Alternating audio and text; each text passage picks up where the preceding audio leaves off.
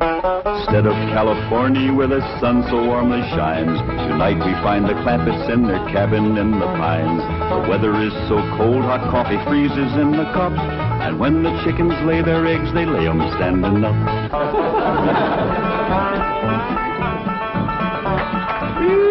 Doggy's gonna be a cold one tonight.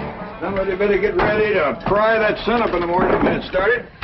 Yeah, sure will be glad to get back to that nice warm mansion in Beverly Hills. It ain't no fun sleeping on this cold, hard floor. That's a fact. You think that's bad? You ought to try sharing a room with that wild daughter of yourn. Well, leastways you got a bed. That ain't a bed. That's a nest, a roost, and a den and a hutch all in one. Is them animal friends of Ellie's still coming in at night, Granny? Everything that can get through the window. Why don't you shut the window? Because I can't sleep without fresh air. Especially with that third party in bed with us. What third party? Ellie, can you come out here and bring your friend with you? Yeah, Granny? Don't you worry about it, Granny. I'll chuck it out. Whatever it is, you got to get your sleep.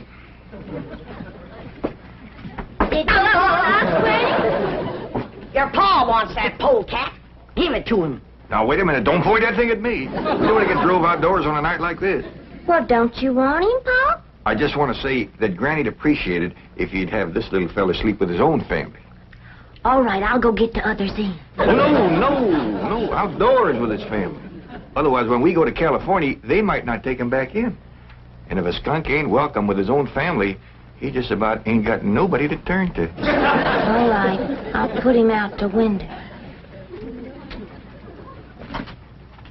Uncle Jed, why can't we go back to Beverly Hills right away? Reckon we can tell him the truth, Granny? I reckon he's big enough. Well, you see, we promised your ma we'd stay here and help her till she gets herself married to Mr. Brewster. Well, how long will that take? Well, it hadn't ought to take long. She's got him boarding in your room now where she can get at him. Pearl told me tonight's the night. She's gonna feed him into a stupor, then set him in the parlor and sing to him until he proposes. It's a powerful combination. Pearl's cooking and singing. Yeah. If he can get got, Pearl will get him. Ain't that a precious picture? Niagara Falls, where the honeymooners go. Understand they're having special winter rates there now. I think I'd better turn in. I've got to get up awfully early. No. You sit down and relax. Jethrine and me's got a special surprise for you. It isn't food, is it? Food for the soul and the spirit. Music. What would you like to hear? Oh, anything you'd like to sing. Well, I'll just pick out something at random. Let's try this, Jeffrey.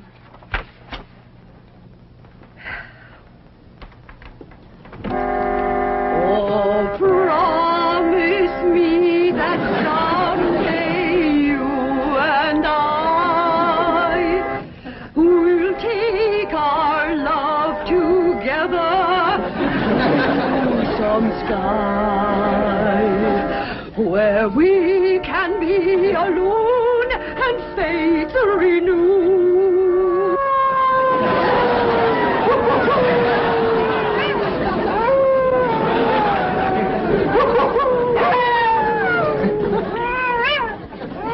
Uncle Jed.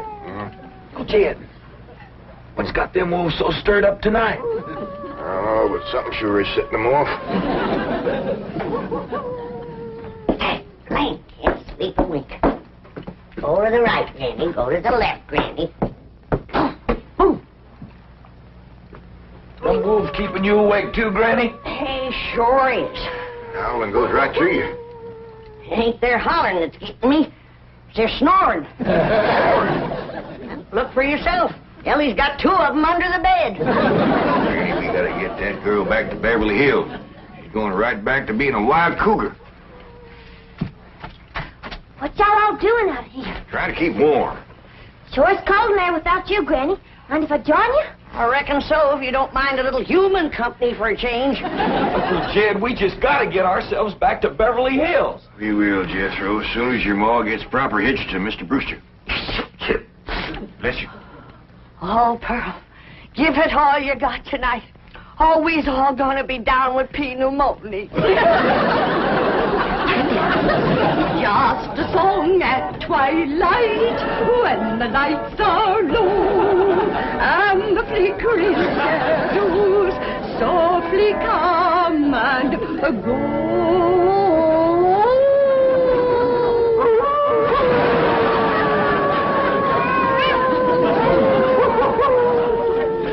Home joys divine, home joys so pure, love ever faithful and love ever sure. That was a wonderful concert. You both are unusually talented. Thank you. Yes, indeed. That means a lot coming from you. Naturally, folks around here brag on us.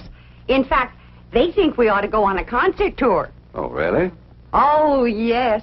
My neighbors is always after me to sing out of town. Well, I can understand that. Mr. Brewster, do you really like music and singing? Well, I used to. I used to sing a lot myself in college musicals, amateur theatricals. Was you on the stage, Mr. Brewster? Oh, yes. After college, I did quite a bit of little theater work, summer stock. Matter of fact, there was a time when I seriously considered the stage as my career. Ma, Mr. Brewster's an actor. Well, not any longer. My father had other ideas. He insisted I get into the oil business. Mr. Brewster, did you ever do anything from the Bard of Avon? That's Shakespeare. Oh, I just love him. Well, as a matter of fact, I once played the lead in Romeo and Juliet. Which one was you? I was Romeo. In my youth, I was considered quite a leading man type. And there were those who thought I had rather a handsome profile. Well, you still got it. And I'll bet you can act to beat the band. Oh, come on. Take off a part for her. Something from Shakespeare. Sit down, Jeffrey. Well, I doubt if I can remember anything. Oh, please, Mr. Brewster. Well, perhaps I can recall something from the balcony scene. Let's see now. How does it go? But soft, what light through yonder window breaks? It is the east, and Juliet is the sun.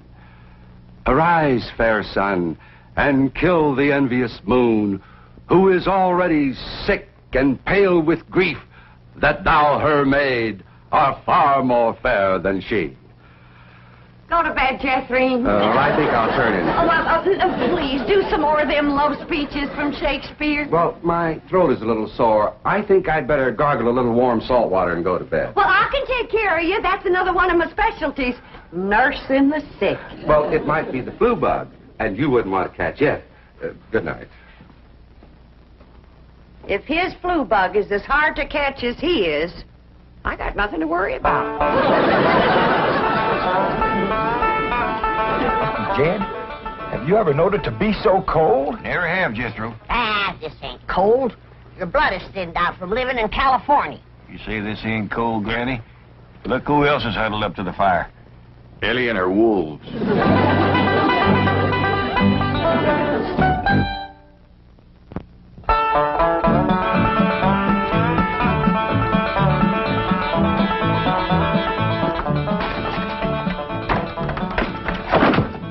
Still cold this morning, Granny. Cold? You call this cold? Why, I remember a winter morning that was so cold that when I went to milk the cow, the milk froze before it hit the pail. I had to break it off in sticks. Yes, sir. I carried a double armful of milk in and never spilt a stick. Gee, Granny, how'd you drink it? Bite on it? Nope. But you did. You're in a right good mood this morning. Jeff, I got a feeling in my bones that Pearl got him last night. Oh, I seen Mr. Brewster's car coming down the road, and Aunt Pearl's with him. I told him, my bones is never wrong.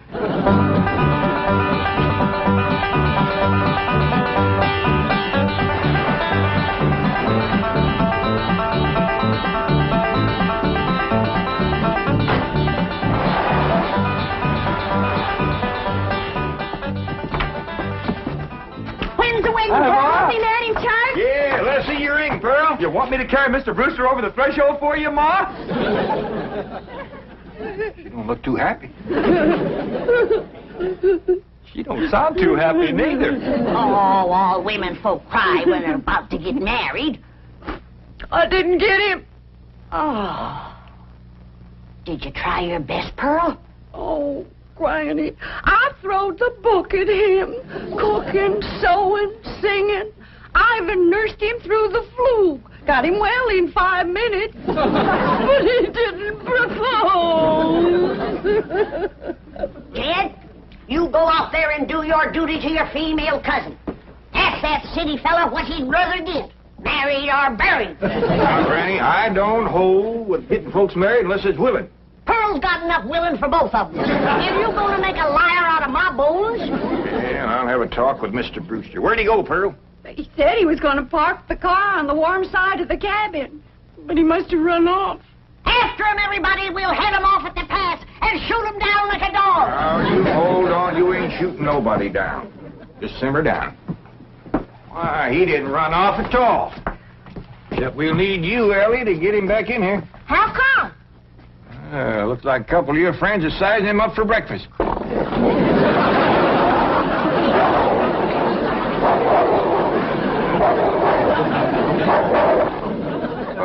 in all sincerity, Mr. Clampett, your cousin Pearl is a very remarkable woman. It's just that, well, I don't want to get married. Oh, I understand that, Mr. Brewster, and I thank you for speaking the truth like a man, but my cousin Pearl has got herself a problem.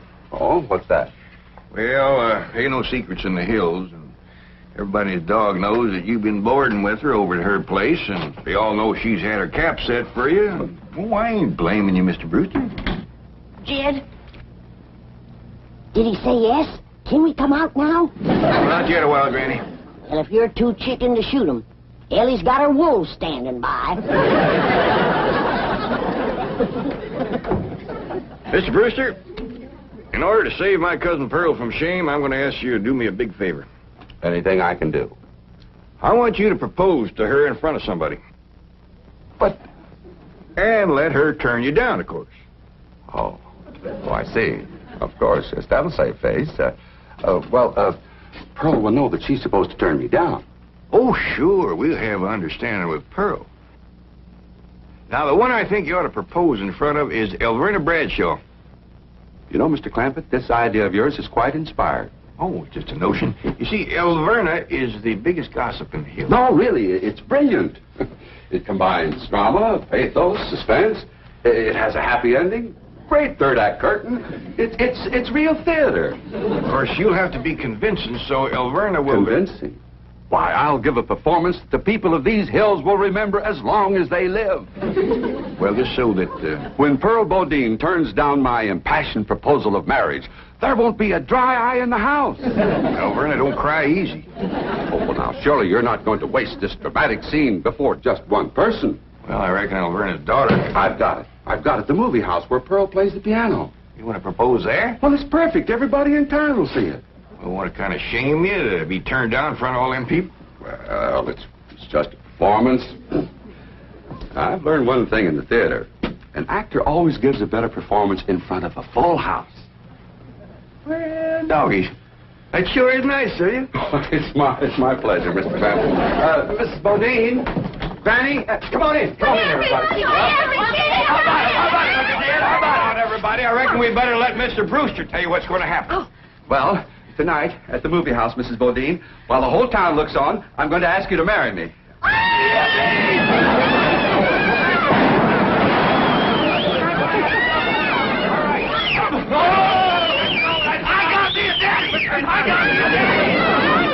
This calls for a whopping big snort. Now, will y'all quieten down, everybody, until you hear the rest of the story. Now, Pearl, when Mr. Brewster asks you to marry him, you're going to say no. Not unless I'm as drunk as you are.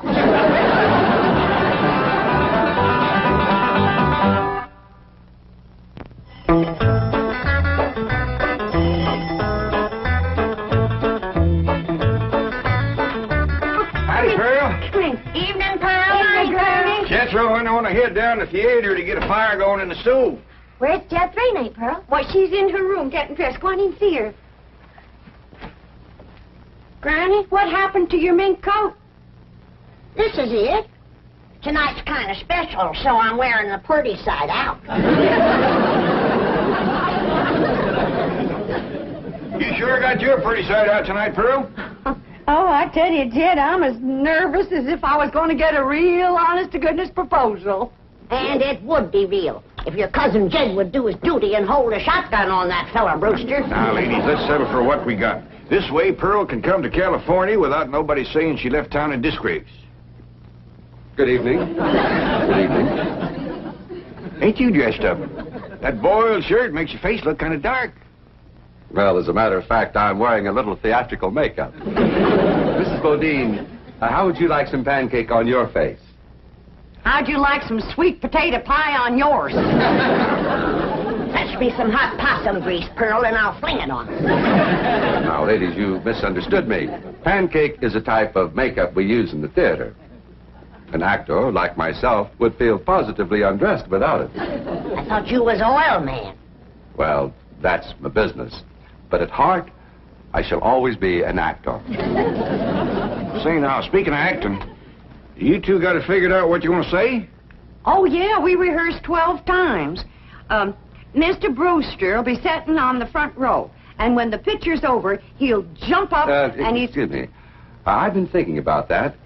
I believe it would be more effective if I made an entrance. Entrance? Yes, I'll come down the aisle. Oh, all right. And then Mr. Brewster's going to say, Mrs. Bodine, don't go to California with your cousin Jed. Stay here and be my wife. I've been thinking about that, too. After a big entrance down the aisle, that's going to seem like a pretty flat opening speech. Well, you just say what you want to say. All I got to say is, no, I won't marry you. If that's Homer Winch, I'm going to hit him right in the head.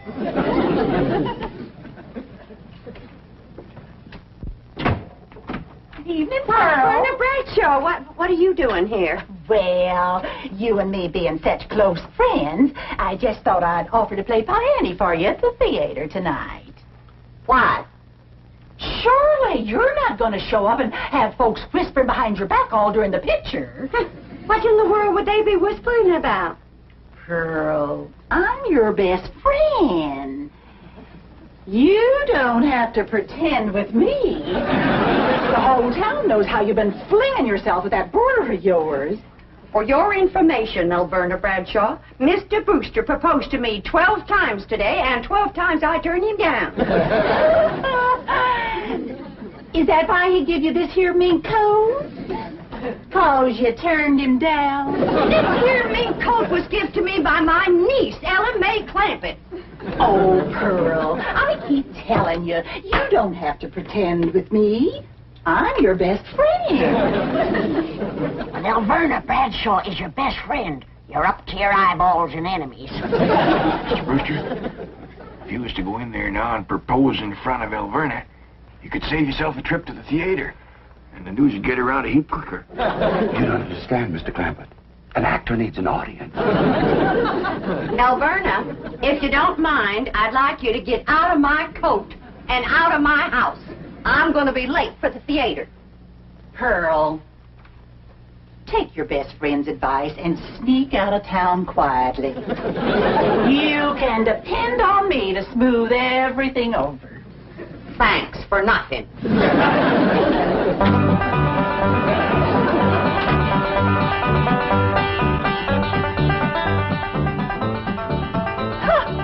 Farewell performance is right. I reckon she'll sneak out of town in a hurry if she ain't already snuck. Mind you, Pearl's my best friend, and I ain't one to talk, but...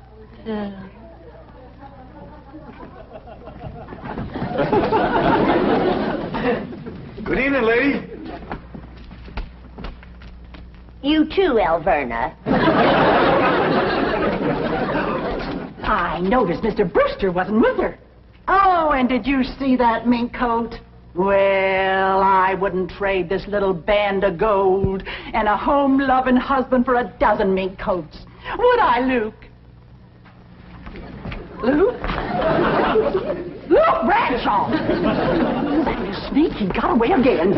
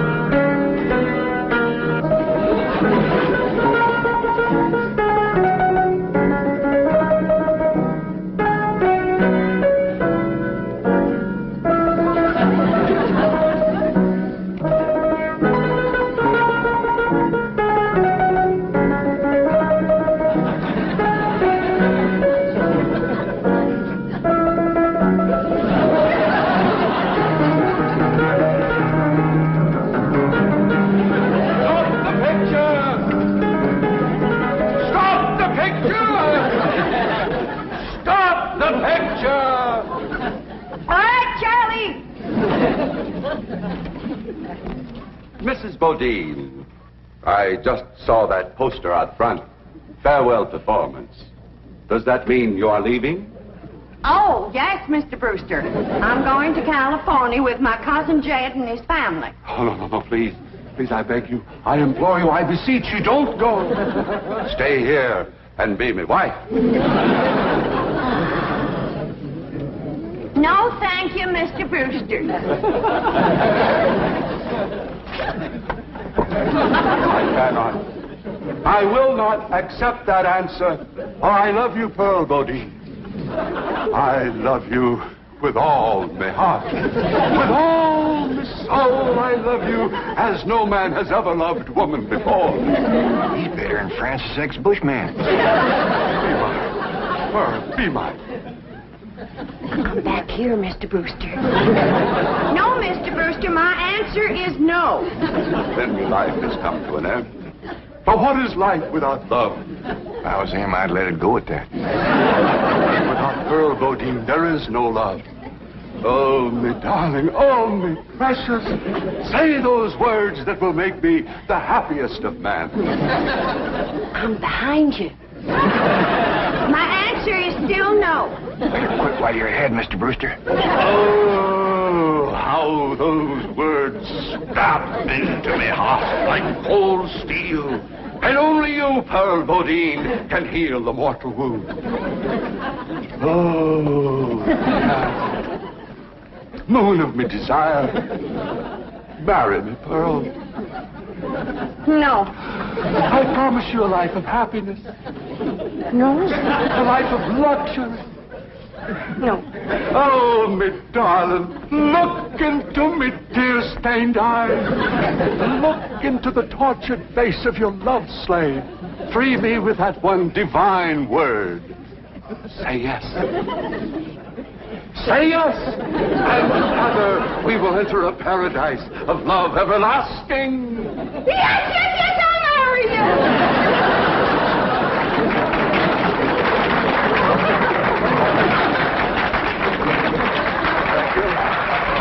Thank you very much.